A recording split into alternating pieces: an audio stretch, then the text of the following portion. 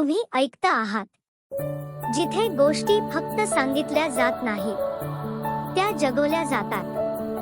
ही गोष्ट आहे शकुंतला नावाच्या एका आईची. ती एक सामान्य गृहिणी होती, पण तिच्या हातात होता एक खास गुण, चव आणि प्रेम. ती रोज सकाळी 4 वाजता उठायची, घरच्यांचे डबे बनवायची. सासर, नवरा, मुले सगळं ती हस्त सांभाळायची. एक दिवस मुलगा म्हणाला, आई, तुझ्या वरणभाताची चव ऑफिसमधल्या सगळ्यांना आवडते.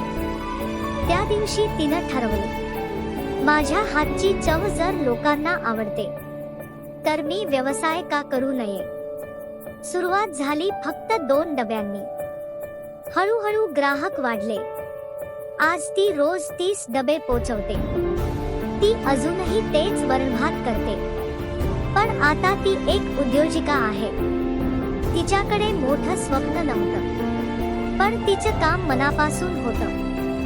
ही गोष्ट आहे शकुंतलाबाईंची आणि आपल्या प्रत्येक आईची सुद्धा. आई फक्त पोळी करत नाही, ती आपलं भविष्य घडवते.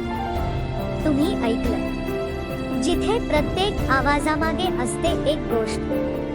जर ही कथा मनाला भिडली असेल, तुमचं मत कॉमेंट मध्ये नक्की कळवा. व्हिडिओ आवडला असेल तर लाईक करा आणि अशाच कथा नियमित ऐकण्यासाठी सबस्क्राईब करा.